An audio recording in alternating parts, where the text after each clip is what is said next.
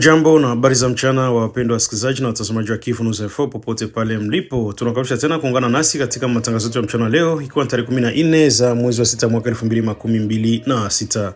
Ni siku nyingine ya kukuletea habari muhimu za kuaminika na zenye kugusa maisha ya wananchi kutoka Jamhuri ya Kidemokrasia ya Kongo, kanda ya maziwa makuu pamoja na dunia kwa ujumla. Na katika matangazo yetu ya mchana leo tutakuletea habari kuhusu hali ya usalama mashariki mwa nchi, siasa, elimu, maendeleo pamoja na matukio mbalimbali endelea kujiri ndani na nje ya nchi. Mimi ni Telo Longa, basi nakaribisha kwa na mimi mwanzo hadi mwisho wa matangazo yetu hii ya mchana wa leo. Na ni Kivu News Info, sauti ya wananchi, basi karibu tukupashe.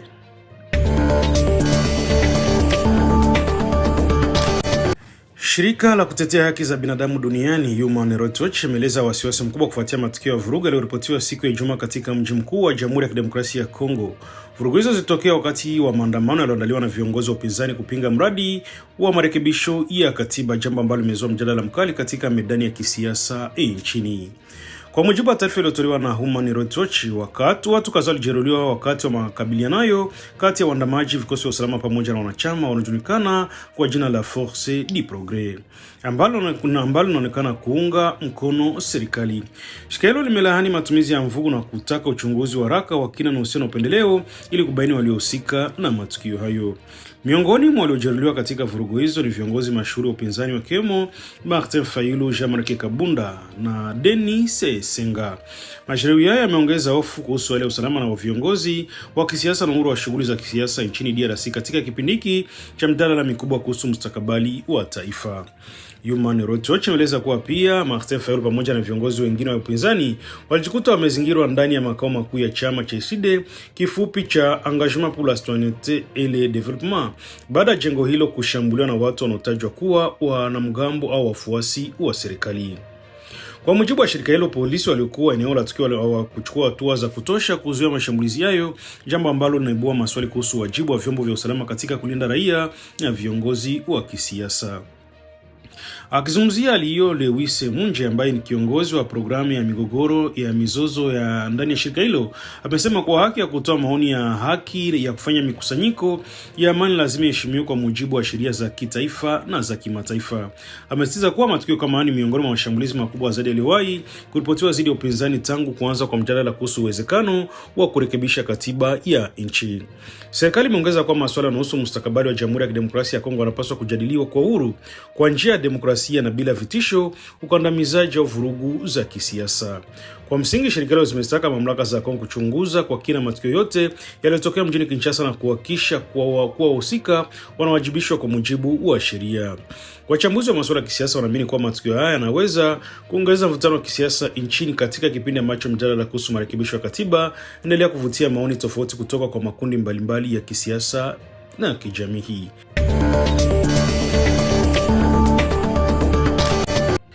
Hali ya usalama inaendelea kuzorota katika wilaya Masisi mkoani Kivu Kaskazini, mashariki mwa Jamhuri ya Kidemokrasia ya Kongo, inaendelea kuwa chanzo kikubwa cha wasiwasi kwa wananchi na wadau wa elimu. Mamia ya familia sasa zinakabiliana na changamoto kubwa baada ya ziada ya shule 13 za msingi na sekondari kufungwa kutokana na mapigano yanaendelea katika eneo hilo. Taarifa imetolewa wiki hii na uratibu wa mashirika ya kiraia katika sekta ya Katoi wakati mwaka wa masomo 2025 na mwaka 2026 ukielekea ukingoni. Kwa mujibu wa ripoti hiyo, maelfu ya watoto wamekosa haki yao ya kupata elimu kutokana na mapigano mara kwa mara na kukutanisha wanajeshi wa Jamhuri ya Kidemokrasia ya Kongo pamoja na wapiganaji wa wazalendo dhidi ya uasi wa M23. Mashirika ya kiraia yanaeleza kuwa katika sekta ya Katoi pekee shule 12 za misingi na shule 10 za sekondari zimelazimika kufungwa au zimekuwa hazifikiki kutokana na hali ya ukosefu wa usalama. Baadhi ya majengo ya shule yameharibiwa moja kwa moja wakati wa mapigano, huku shule nyingine zikibaki katika maeneo yanayotajwa kuwa hatari kwa wanafunzi na walimu. Athari za migogoro hao huanzia Katoi pekee. Katika sekta Uso Bayungu na katika Sheferia Baunde, shule nyingi zimeripotiwa kusimamisha shughuli zao tangu mwezi Novemba mwaka 2025. Katika maeneo yao, mapigano mara kwa mara yamevuruga karibu mwaka mzima wa masomo na kufanya iwe vigumu kwa wanafunzi kuendelea na masomo yao katika mazingira ya kawaida. Mamlaka za elimu katika mkoa wa Kivu Kaskazini ya tatu zimethibitisha kuwepo kwa hali hiyo ya kutatanisha. Hata hivyo zimeeleza kuwa wanafunzi wa madarasa ya mwisho katika shule za msingi, darasa la 8 pamoja na kidato cha 4 cha sekondari wamehamishwa katika vituo vingine vya mitihani vilivyobaki salama ili waweze kushiriki mitihani ya kitaifa. Licha ya hatua hizo, hali ya kujifunzia bado ni ngumu katika shule na chache ambazo zinaendelea kutoa masomo. Katika maeneo ya Nyamaboko, Ufamadu, Nyabiondo, Ngungu na Rubaya, masomo yamekuwa yakisitishwa mara kwa mara kutokana na kuzuka upya kwa mapigano. Ripoti inaonyesha kuwa wanafunzi wengi wanaendelea kujifunza katika mazingira yaliyojaa hofu, wasiwasi na sitofahamu kuhusu usalama wao. Wengi wao lazimika kuhudhuria masomo kwa kihofia kusikia milio ya risasi au kushuhudia mapigano karibu na maeneo ya makazi. Wataalamu wanaonya kuwa hii haiathiri tu maendeleo ya masomo, bali pia afya na kisaikolojia ya watoto wao. Kwa kiwango cha mkoa mzima wa Kivu Kaskazini, mgogoro wa elimu unaendelea kuwa mkubwa zaidi. Shirika la Action Aid limetangaza mwezi Februari mwaka 2016 kwa zaidi ya watoto 1431 walikuwa nje ya mfumo wa elimu, huku shule 1142 zilikuwa zimefungwa kote katika mkoa wao kutokana na migogoro ya silaha. Kutokana na hiyo, baadhi ya mashirika ya kibinadamu yameanza kutekeleza miradi ya dharura ili kujaribu kuokoa sekta ya elimu. Action Aid imeanzisha mradi wa miezi 18 wa elimu ya dharura unaolenga kurejesha upatikanaji wa elimu salama, kuimarisha ulinzi wa watoto na kusaidia wanawake walio katika mazingira magumu. Mradi huu unatekelezwa katika eneo la afya la Kiroshe ndani ya sheferi ya Baunde, moja ya maeneo yaliyoathiriwa zaidi na mapigano. Wadau wa kibinadamu wanyonya kuwa bila kurejea kwa amani na usalama katika maeneo haya, juhudi zote za kuhakikisha watoto wanapata elimu bora zinaweza kuzalisha matokeo yasiyotarajiwa. Wanaeleza kuwa kizazi kizima cha watoto kiko katika hatari ya kupoteza fursa ya elimu na kujikuta kikikabiliwa na mustakabali usio na uhakika.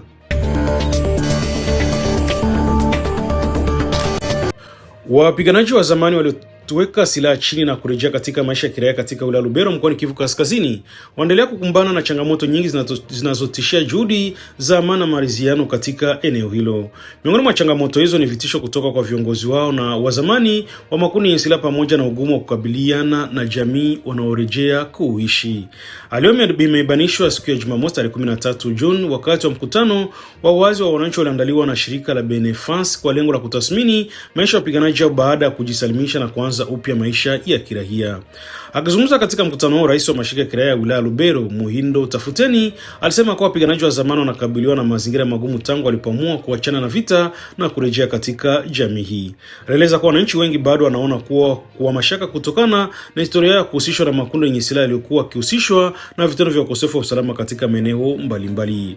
Kwa mujibu wake, baadhi ya wananchi bado wanakumbuka madhara yaliyosababishwa na makundi hayo, anafanya iwe vigumu kwa wapiganaji hao wa zamani kujenga upya uhusiano mzuri na jamii inayowapokea. Kutokana na hiyo, wengi wanakabiliwa na ubaguzi, kutengwa au kutokuaminiwa na baadhi ya wanajamii. Bana changamoto ya kukubalika, mashirika ya kiraia yanaeleza kuwa swala hilo la kuwawezesha wapiganaji hao kuanza upya maisha yao bado ni tatizo kubwa. Wengi wanahitaji mafunzo ya kazi, msaada wa kisaikolojia na programu za kujitegemea ili waweze kuendana na maisha ya kiraia baada ya miaka mingi kuishi katika mazingira ya vita. Muhindo Tafuteni ameongeza kuwa tishio jingine kubwa linatokana kwa viongozi wa zamani wa makundi yenye silaha waliokuwa wakiwaongoza wapiganaji hao. Inadaiwa kwa baadhi ya viongozi hao wafurahishwi na hatua ya wapiganaji hao kujisalimisha, hasa pale wanapokabidhi silaha na vifaa vingine vya kijeshi kwa mamlaka husika wakati wa mchakato wa kujisalimisha.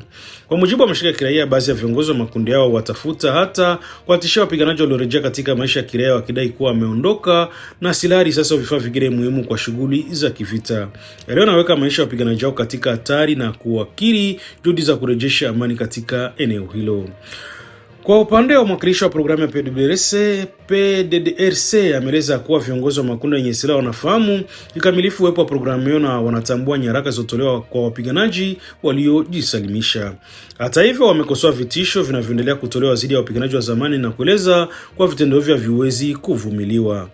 Kwa upande mwingine, shirika la Benefasi na waandamaji wa mkutano walieleza kuwa lengo kuu ilikuwa ni kuwakutanisha wananchi na wadau wa PDDRC ili kujadili changamoto zinazokabili mchakato wa kurejesha wapiganaji wa zamani katika jamii.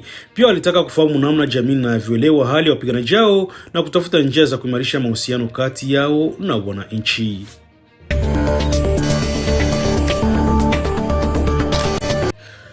Gavana anayemaliza muda wake wa mkoa Ituri Luboya Kashama amewaga rasmi wananchi wa mkoa huo huku akitoa tathmini ya kipindi chake cha uongozi na mafanikio aliyopata pamoja na changamoto alizokabiliana nazo.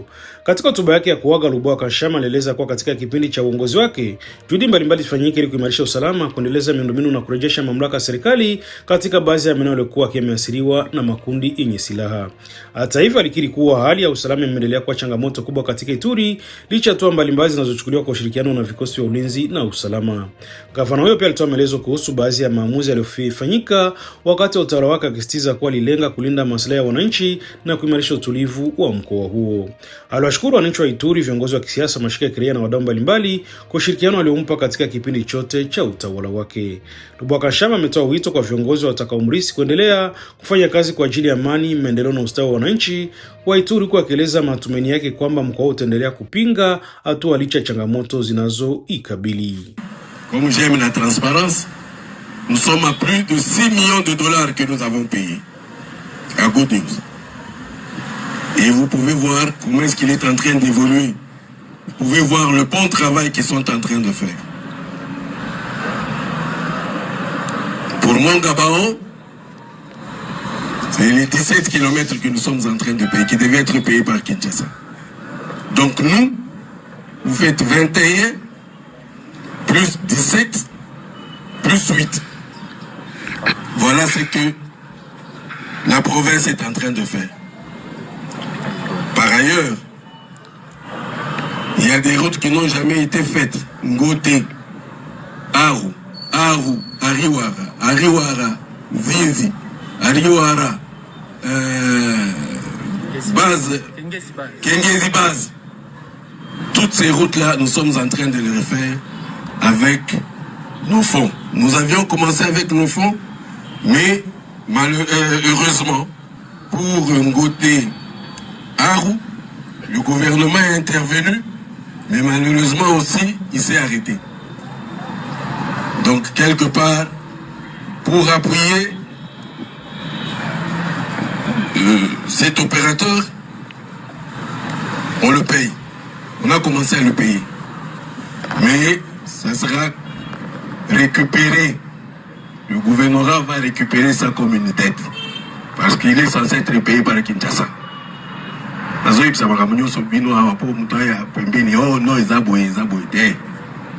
Je vais parler dans toutes les langues parce que je vais être vraiment clair. Comme je vous ai dit, c'est le dernier discours. Parce que aussi j'ai beaucoup profité parce que j'étais gouverneur. Mais maintenant que je vais rentrer dans l'armée, ça sera fini. Il n'y aura plus de discours. Les militaires ne parlent pas.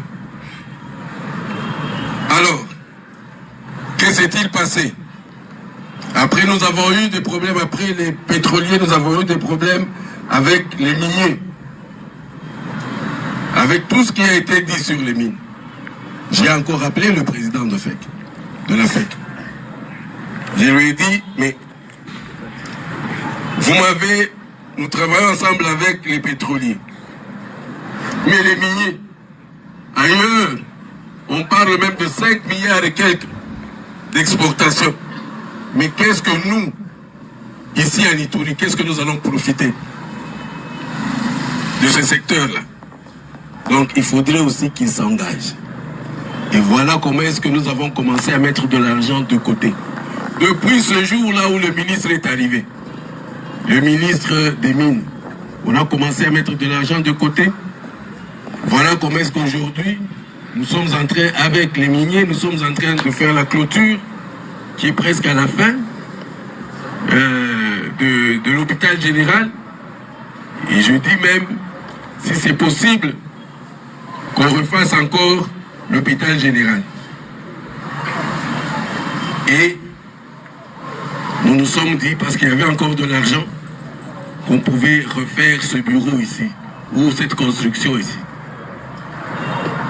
Parce que je l'avais promis. Parce que la FEC me l'avait promis aussi. Ils avaient dit, mon général, avec les miniers, nous allons tout faire pour construire. Et aujourd'hui, nous avons eu plus d'1 million de dollars.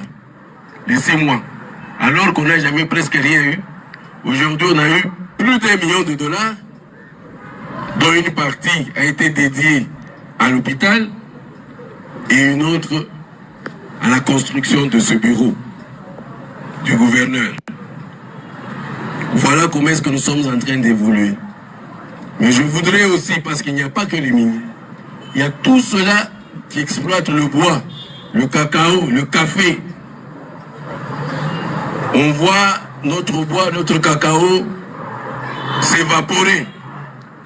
Mais sur place ici, nous n'avons rien.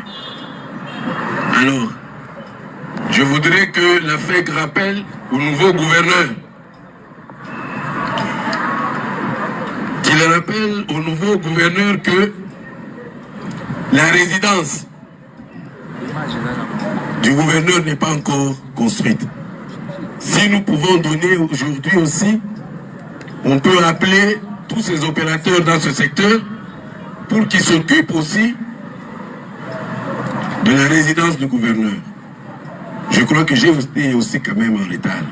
On aurait dû le faire depuis longtemps, peut-être parce que je me complais à être dans ma résidence privée. Hein? Parce que là, je ne pouvais pas traîner. Je ne pouvais pas traîner. Mais je pense qu'il faut y penser. Je pense, excusez-moi de la tautologie, je pense qu'aujourd'hui, il est temps qu'on construise aussi le gouvernorat. Mais en fait, c'est quelque chose qui nous avait été promis, malheureusement. Jusque-là, la promesse n'est pas encore réalisée. Donc, il faut absolument qu'on construise cette résidence-là. Voilà comment est-ce qu'aujourd'hui, l'Ituri se présente. Et je pense qu'avec la volonté, nous allons continuer à construire notre Ituri. Nous allons continuer à construire Bunia. Parce que nous sommes habitués à travailler. Et que pour que cela ait lieu, il faut qu'on ait la sécurité. Il faut qu'on ait la sécurité. Et là, je voudrais dire un mot. Rappelez-vous, chers Ituriens, rappelez-vous d'où nous venons.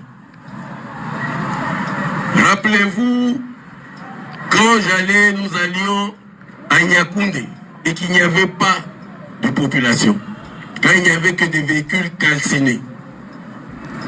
Rappelez-vous, quand sur la RN4, chaque semaine, on incendiait des véhicules.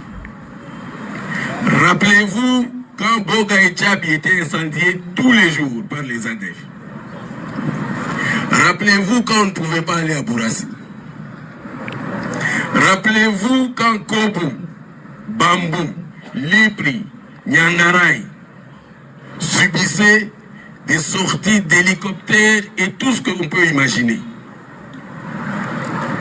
Rappelez-vous quand on ne pouvait pas aller à Mongouane, parce que je suis le premier gouverneur à y être allé. Rappelez-vous quand nous sommes passés à Katanga. Je le redis chaque jour, mais c'est pour vous rafraîchir la mémoire. On vient de loin, chers frères. Katanga. D'un côté à Katanga, il n'y avait pas de population. Mais voyez aujourd'hui ce que nous avons fait. Ensemble. Et puis après, vous pouvez aussi vous rappeler du littoral. Nyamamba, Digbi. Aujourd'hui, les populations sont rentrées. Mais pourquoi toute cette guerre? Pourquoi toute cette guerre? Est-ce que c'est parce que nous voulons faire cette guerre? Mais moi, j'ai toujours pensé. Aujourd'hui, parce que j'étais ici en 2012, pour ceux qui ne le savent pas, vous pouvez aller fouiner. J'étais avec le général Bonne année aujourd'hui. J'ai sauvé cette ville de Boni. Si vous ne le savez pas, en 2012, rappelez-vous très bien, il y avait le général Fall ici, qui est parti, qui m'a laissé ici. Et voilà, aujourd'hui, je suis revenu presque dans les mêmes conditions. Je n'ai pas tout fait. Peut-être j'ai fait un peu seulement. Un peu seulement. Mais l'essentiel pour que vous aussi, vous continuez. Mais qu'est-ce qu'il faut? Qu'est-ce qu'il faut pour réussir? La paix, tout simplement. Pardonnez-vous, chers Ituriens. Pardonnez-vous. Réconciliez-vous. N'écoutez pas les voix des sirènes. N'écoutez pas tous ces petits charlatans-là. Oh, on va faire ceci. Oh, non, on ne nous aime pas. Oh, nous sommes... Non. Moi, aujourd'hui, je vais partir. Est-ce que les 21 communautés ont changé? Est-ce que je vais les amener avec moi à Kinshasa? Non. Les 21 communautés vont rester ici. J'ai fait ce que je pouvais faire avec eux. Le petit travail que j'ai fait avec eux. Mais aujourd'hui, moi, je pars. Alors, si on peut se poser des questions, on va dire, mais pourquoi alors? Pourquoi créer cette haine? Pourquoi créer cette violence? Pourquoi toujours cette tendance à vouloir revenir à zéro? Pourquoi? Aujourd'hui, tout le monde nous admire. Tout le monde. Ceux-là qui arrivent ici à Ituri sont très étonnés. Les gens veulent à tout prix montrer une mauvaise image. Mais il y a des personnalités, des grandes personnalités qui arrivent ici. La dernière fois, nous étions avec le directeur mondial de OMS.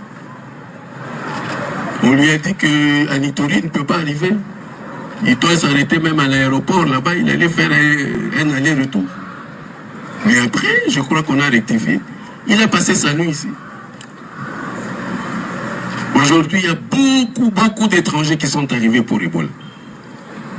Ils passent leur vie ici. Ont-ils été inquiétés? Non. Ils sont en train de soigner les Ituriens. Donc, s'il vous plaît, si vous voulez que je sois content un jour, parce que je suis en train de rentrer à la maison, pardonnez-vous. Pardonnez-vous, tout simplement. On s'est fait assez, parce que moi aussi je suis devenu iturien, on s'est fait assez de mal. Trop, c'est trop. On s'est fait assez de mal pour rien. Alors qu'on ne va pas changer d'adresse. C'est lui qui vient tuer, on le connaît. C'est son voisin. On sait d'où il vient. Pourquoi ne pas s'asseoir juste 1 minute, 2 minutes pour dire non, cette fois-ci, il faut qu'on arrête. Qu'on profite de ce que Dieu nous a donné. Pourquoi? Moi, je pars. Je suis tranquille. Aujourd'hui, mon bureau sera ouvert. Celui qui vient après moi, il pourra se promener partout pour voir ce qu'on a fait. Et tous ceux-là qui ont manipulé pour que le peuple iturien continue à souffrir. Oh, ils donnent des armes ici. Oh, ils donnent l'argent ici. Oh, ils veulent... Maintenant, ils peuvent vérifier. Parce que je ne serai pas là. Ils peuvent vérifier. Mais combien de temps on aura perdu pour ne pas se réconcilier? Tout simplement parce qu'il y a des personnes qui voulaient se faire plaisir en changeant la vérité, en disant du mal de l'autre. Pourquoi? Je veux revenir à Ituri. Moi, avec ma famille, avec ma femme et mes enfants. J'aime l'Ituri. Oui, je vais, non seulement je veux, mais je vais revenir en Ituri. Oui, pour rester ici. Mais je vous demande, pardonnez-vous. Nous sommes des chrétiens. La plupart, depuis que je suis en Ituri, c'est la seule province, moi je suis catholique, où il y a 3 messes toujours pleines. Et ce sont seulement les Ituriens, voyez-les à la télévision, qui ont toujours des chapelets. Oui, regardez tous qui parlent là-bas. Ah, mais voilà, il y a encore un autre là qui arrive. Oui, mais c'est ça. Un jour, j'ai posé la question, je l'ai dit même à l'évêque. J'ai dit, mais ce n'est pas possible. Comment est-ce que c'est la province où on aime le plus les chapelets et c'est la province où on se fait de plus de violence? C'est pas possible, c'est contradictoire. Moi, j'ai toujours pensé que c'est artificiel. La guerre ici en Ituri, c'est artificiel. Si on veut l'allumer, on allume. C'est comme une voiture. Allez, aujourd'hui, on veut démarrer, paf, on démarre. Et si on veut que l'Ituri soit calme, allez, on arrête. Ne donnons plus l'opportunité à toutes ces personnes-là. Et pour terminer, parce que je suppose que si pour le bâton de commandement, moi je ne veux pas brûler les étapes, normalement ça pourra. Moi je suis venu ici, j'ai commencé à travailler, donc c'était un précédent. Donc je voudrais peut-être, si le ministre de la Défense, ou je ne sais pas, le ministre de l'Intérieur ou qui va venir, peut-être il va donner le bâton de commandement au nouveau gouverneur. C'est pour ça que moi, je voudrais profiter pour remercier les hommes, mes hommes, ceux qui étaient sous mon commandement. Sous mon commandement.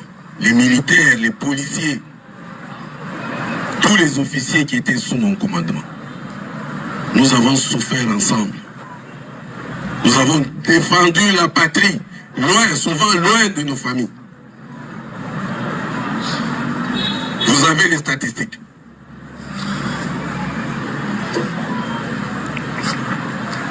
Vous avez les statistiques.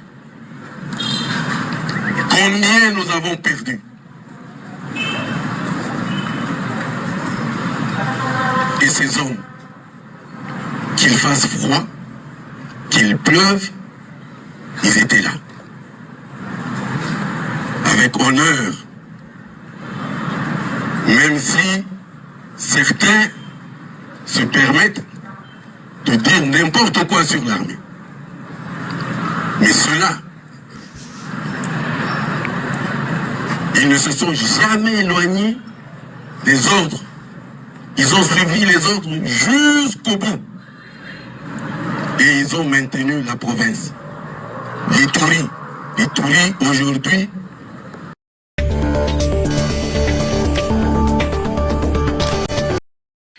na ni hivyo ndivyo ilikuwa taarifa yetu ya mchana leo kupitia Kivu News Info kwa tarehe 14 za mwezi wa 6 mwaka 2026. Tunashukuru kwa kuwa pamoja nasi na kuendelea kutusamini katika kuletea habari za uhakika kwa haraka na kwa uwazi. Basi endelea kufuatilia kupitia majukwaa yetu mbalimbali ya mawasiliano ili usipitwe na habari, makala na matukio muhimu endelea nchini na duniani kote. Kwa niaba ya timu nzima ya Kivu News Info, mimi ni Eloge Longa na kutakia mchana mwema na shughuli njema, na asanteni sana kwa kutusikiliza vile vile na kututizama.